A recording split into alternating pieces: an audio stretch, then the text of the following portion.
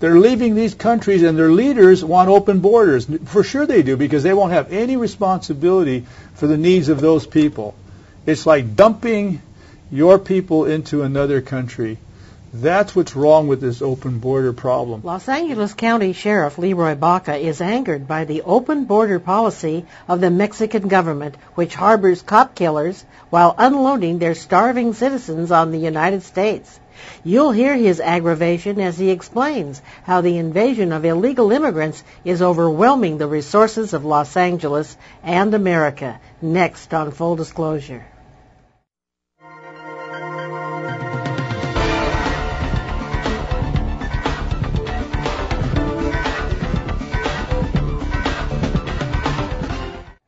The L.A. Sheriff's Department was developing a special spy plane called Sky Seer.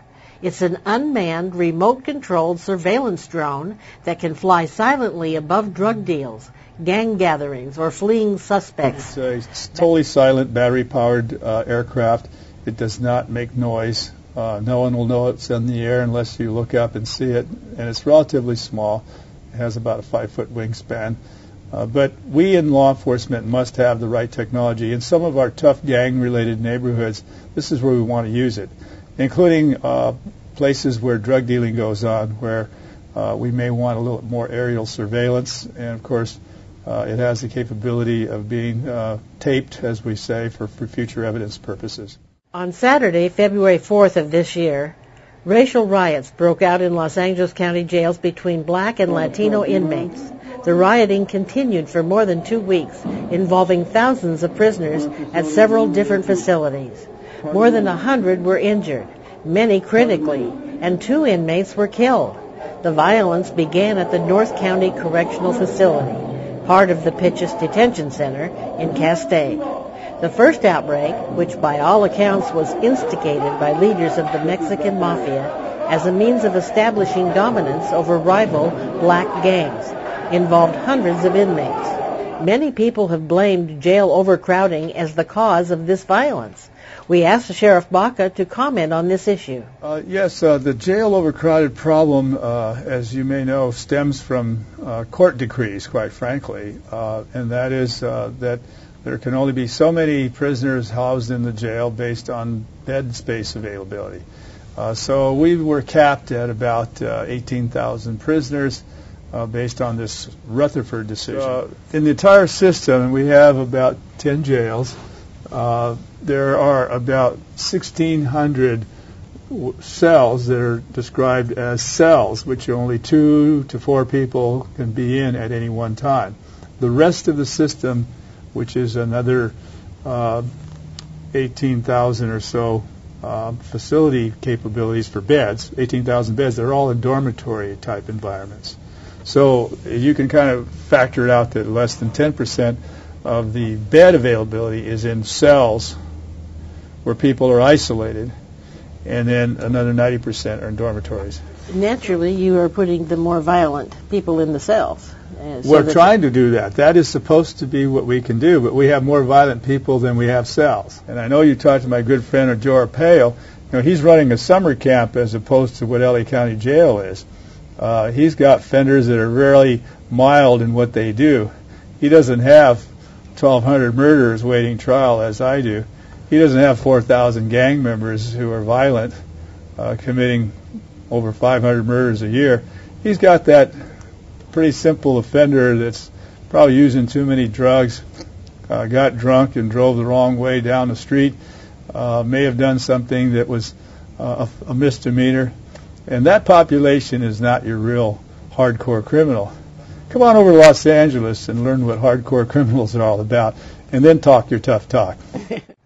Mexican drug cartels taking over city governments here in the United States? They didn't make this pattern up here. This pattern is what they use in Mexico to take over parts of Mexico.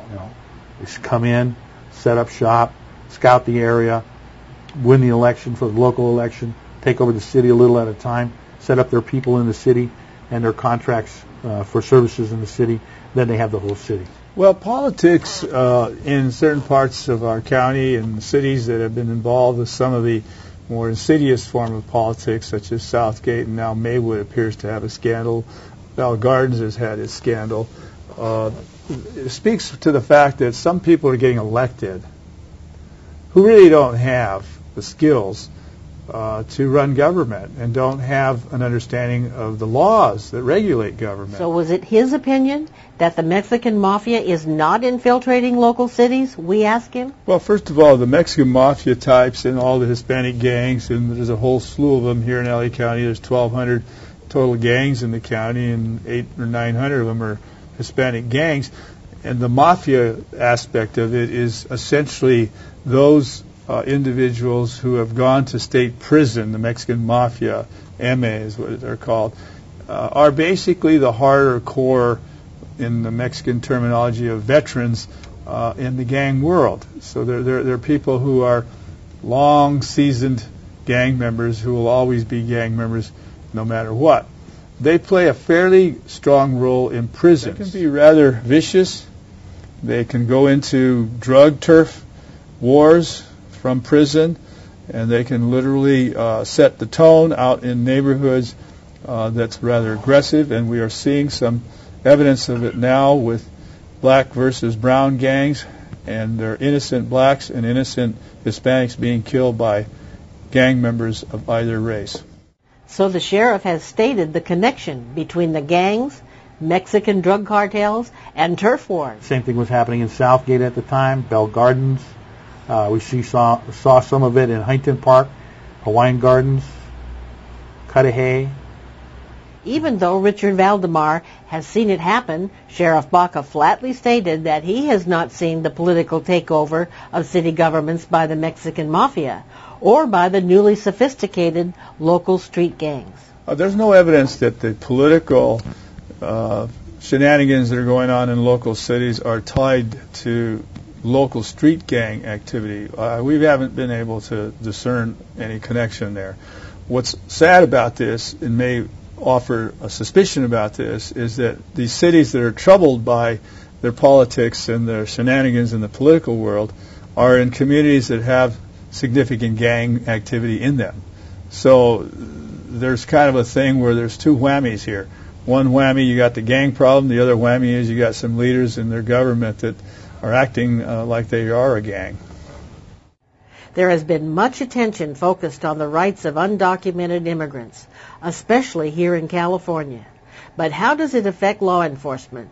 We asked Sheriff Baca to explain what impact does the vast influx of illegal immigrants have on his efforts to protect citizens of Los Angeles County. Well, the whole illegal immigration problem is really a big issue here in Los Angeles. We are the illegal immigration capital of America.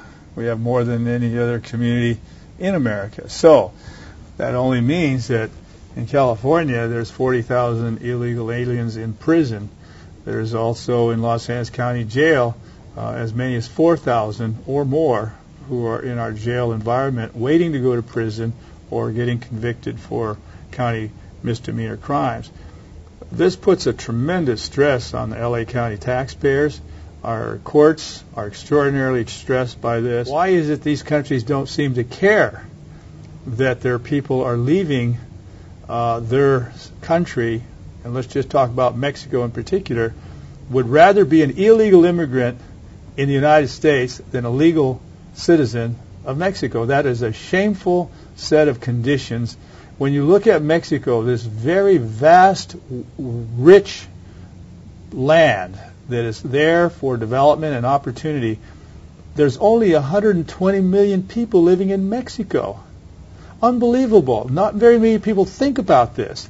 Now, why would 11, and then before 11, about 9 million, why would 20 million people from a region of, say, Mexico, Guatemala, El Salvador, Nicaragua, and so forth, why would all these people in an area that may be no more than 150 million people, why would 20 to 25 million people in a 13-year period of time want to leave those countries? You know, you're talking about 15 to 20% of the whole population.